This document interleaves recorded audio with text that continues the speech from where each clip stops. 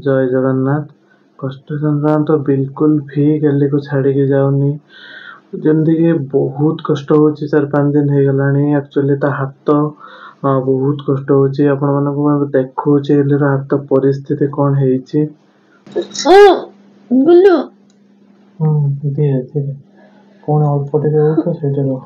Direct ଉଠିଲେ କଷ୍ଟ ହେବ।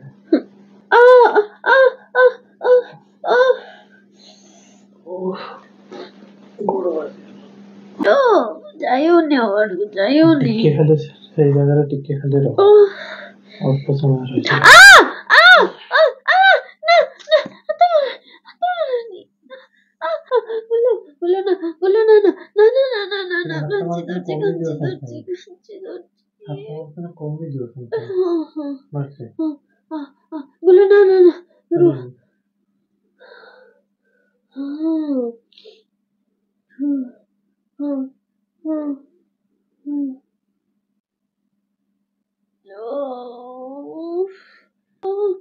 জীবন চালিয়ে জায়গাটাতে কষ্ট হলো। দিপটে বলে দোষী গুলো দিপটে হাত তো তଳ বলে দিপটে ଧୀରେ ଧୀରେ ହେଇଗଲାଣି ସେଟା। ଏଲିମୋର ଏତେ କଷ୍ଟ ଯନ୍ତ୍ରଣା କେମିତି ଶୋଉଛି କେଜାଣି, ମୁଁ ତ ଦେଖିକି ବି ଶୋଇପାରୁନି। ଏତେ କଷ୍ଟ, ଆଟଲିଷ୍ଟ ହାତରେ ଟିକେ ପାଣି ବି ଟିକେ ପିଇବା ପାଇଁ ବି ତା ହାତ ଯାଉନି। ଏତେ କଷ୍ଟ ହେଉଛି, ତାକୁ ଉଠେଇ ବି ପାରୁନି ପାଣି ଗ୍ଲାସ୍। 5 ବର୍ଷ ହେଲାଣି କେବଳ ସେ ହାତରେ ହିଁ ସେ ସବୁ କିଛି କରି ଆସୁଛି। ଗୋଟେ ଜାଗାରୁ ଆଉ ଗୋଟେ ଜାଗାକୁ ଉଠିବା ପାଇଁ ବି ଏମିତି ହାତରେ ପ୍ରେସ୍ କରିକି ଏମିତି ଉଠେ। ସବୁ କିଛି ସେ ହାତରେ ହିଁ କରୁଛି। ପ୍ରଭୁ ଜଗନ୍ନାଥ କେମିତି କେଜାଣି ଏସବୁ ଦେଖିକି ଶୋଇଯାଉଛନ୍ତି।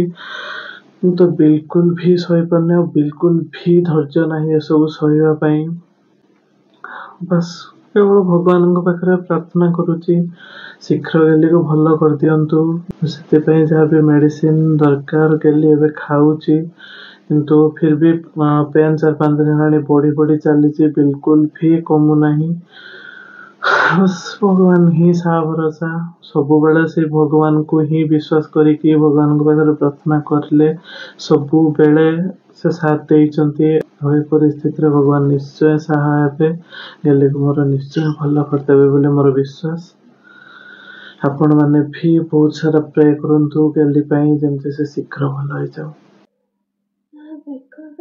ବେକଟା ଏଇଠୁ ଆଡ଼କୁ ଏମିତି କରିକି ଆଉ ଆଡ଼କୁ ଯେମିତି ଦେଖ କେତେ କଷ୍ଟ ହଉଛି। ବେକ ବି ସେମିତି ଗୋଲ ଗୋଲ ବୁଲାଉଛି।